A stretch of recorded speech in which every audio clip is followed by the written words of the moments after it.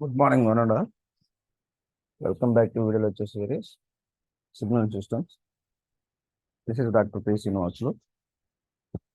Today we are going to discuss about inverse Laplace transform.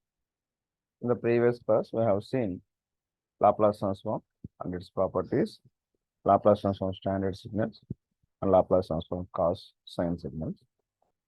Now, if we want to calculate from S domain to time domain, we are going to apply this inverse Laplace transform. The motto of inverse Laplace transform is whatever the time domain signal, the time domain signal is converted into S domain, it is analyzed, and again, if you want to convert, it is in original form, time domain signal. We are going to use this inverse Laplace transform. Now, in this inverse Laplace transform, to find the inverse Laplace transform, first of all, you must know the formulas of Laplace transform. That is the main thing. So, whatever the everything we are saying Laplace, suppose there is a e power at u of t. Laplace transform of e power at u of t is 1 by s minus a. Like that we are saying. Okay. So, you need to remember that all the formulas, inverse Laplace transform formulas, then only you will get an idea. So, you see once these properties, and you need to remember these properties, and corresponding uh, then only we are going to get this inverse Laplace transform. At a glance, if you go for these properties of Laplace transform.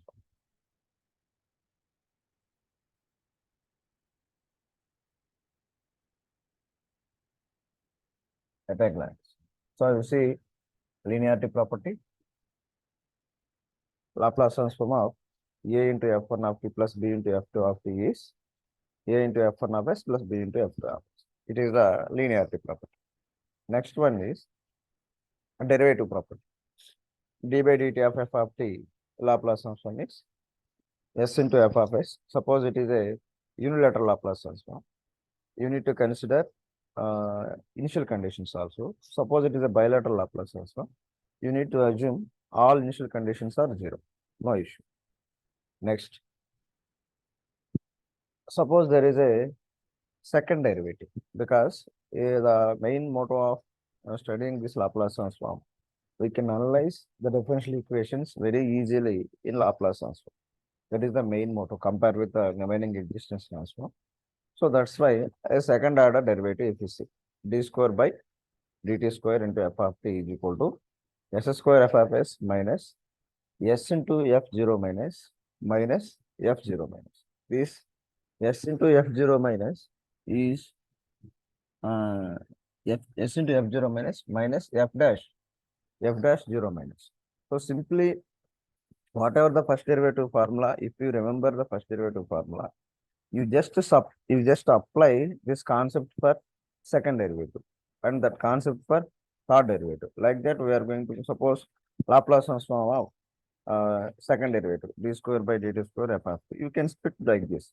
Laplace transform of d by dt of f of t. This d by dt of f, another d by dt of f of t, like one signal. So then you write this formula, whatever the Laplace transform of first derivative as a d by dt of x. Then you can substitute that word. Then only it can be the series is going to be extended for n number. So next one is nth derivative. So these are all are required for analyzing, or you need to apply back inverse Laplace, the Laplace transform pair. Next one is integration property. Within the interval 0 to t, some other variable f lambda, d lambda is equal to 1 by s into f of s. Next, multiplication in time. Multiplication in time is generally multiplication by a time. It is a multiplication by a time. T into f of the Laplace transform is d by ds of f of s. Time shifting, you know the time shifting property, x of t minus t naught, it is going to be get e power minus s t naught. So time scaling property, these are all once you go through this one, initial value theorem. You see the initial value theorem, final value theorem is also important. you want to calculate initial value theorem, initial value of time domain signal, sometimes it is somewhat difficult to find out in time domain. That's why you're going for S domain, limit S tends to infinity, S into f of s, and final value theorem also. Limit t tends to infinity, f of t is equal to limit s tends to 0.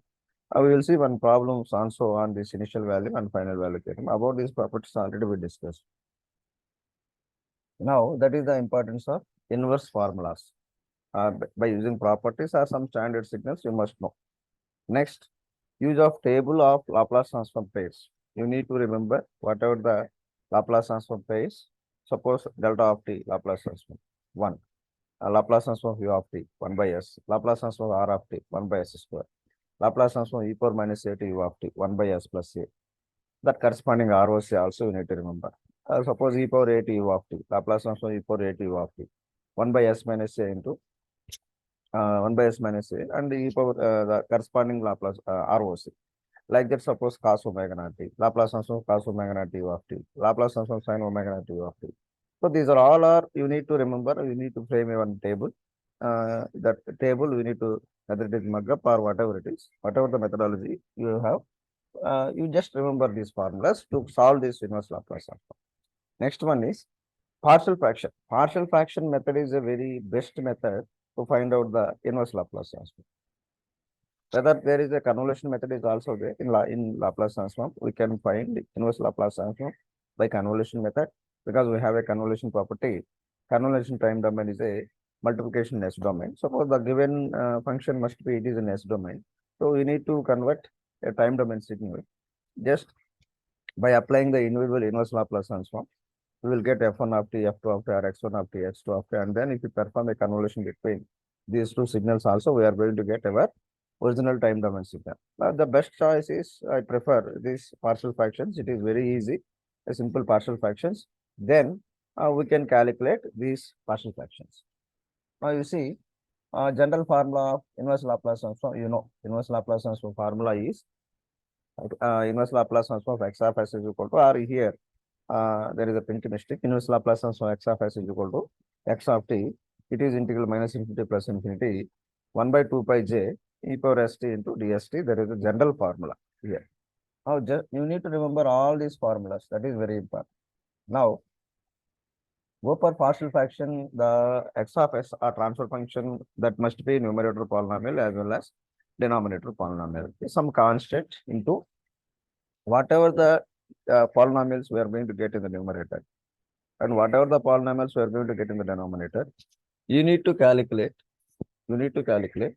roots for numerator as well as roots for denominator. Then only after finding the roots, whatever the numerator roots, just equate them to 0. Then these all the roots of the numerator polynomials are zeros of that particular system. In the whatever the all the roots of denominator polynomials, these are the poles of that particular system. So whenever after calculate, if you want to calculate this inverse Laplace transform, it is entirely based on your ROC. So we need to locate these zeros, we need to locate these poles, and based on that ROC only, we are going to write our time domain equation.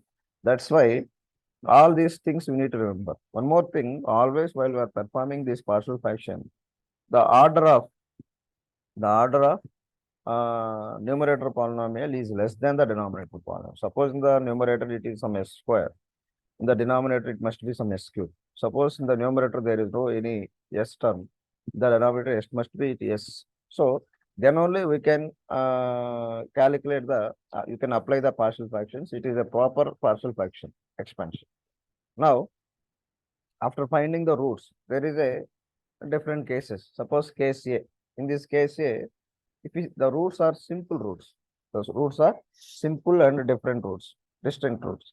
So we can write this format is some C1 minus whatever the root we are going to get, C2 minus whatever the root, C like that. We are going to suppose there is a 3 roots, C1, C2, C3, corresponding a root. We need to write like this. While we are calculating this C1, just simply remember simple formula.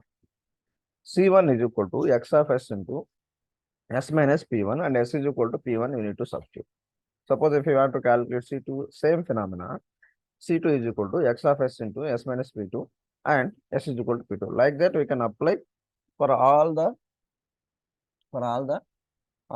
constants. Suppose it is case 2. Suppose it is case 2. Now, where x of s is improper rational fraction. That is already I told you that whenever if you want to apply Laplace transform, the order is very important. The degree of polynomial is very important. The degree of polynomial, whether it is a denominator polynomial is greater than the numerator polynomial, no issue. Suppose it is not like this, you need to divide the whatever the transfer function like this. General series expansion method. You can divide this one. After dividing only, we'll go for partial fraction. Then you can write that x of s is going to write q of s plus. Again, there is a remainder as well as divisor. Like that, you can write. There is a numerator polynomial, denominator polynomial. That it is a q of s means coefficient plus r of s means remainder divided by again denominator polynomial. You can write this structure like this. Then only you can apply this inverse Laplace transform. It is the if you apply inverse Laplace transform like this, that then only it can be easy for you. Now, if you see a simple problem here, find the inverse Laplace transform using partial fraction method. So x of s is equal to 1 divided by s plus 1 into s plus 2. Here, there is no any bother because the roots also in the problem as mentioned. Now, after giving the rules, just you write some a by s plus 1 plus b by s plus 2. Here, you just compare the just find out the LCM and then you just compare this one. Compare with this method, whatever the so far existence method is. If you want to calculate A, you write A is equal to x of s means 1 by s plus 1 into s plus 2 into s plus 1. S plus 1 gets cancelled. We are going to get 1 by s plus 2. And here you need to substitute s is equal to minus 1. Minus 1 plus 2, it is a 1. So you are going to get A is a 1. And similarly, for if you want to calculate B, here also the formula x of s into s plus 2, s plus 2 gets cancelled because x of s is 1 by s plus 1 into s plus 2. And if you substitute s is equal to minus 2 plus 1, you are going to get minus 1. So the constants A is plus 1 and constants minus B is minus 1. Here, usually in this one, not mentioned this ROC also, but the ROC you need to write definitely. Suppose the ROC is given, the ROC is real part of s is greater than minus 2. Real part of s is greater than minus 2. So based on that only we need to write. So inverse Laplace transform of 1 by s plus 1 is e power minus t into u of t. That corresponding ROC, it is because it is a right-sided signal. The corresponding ROC you need to write real part of s is greater than minus 1.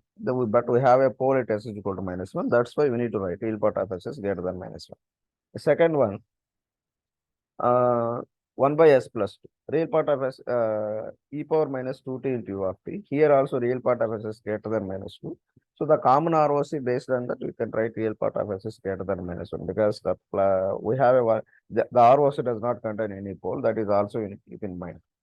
So today I am going to stop this class. We will see in the next class some another problems and problem or initial value theorem, final value theorem also.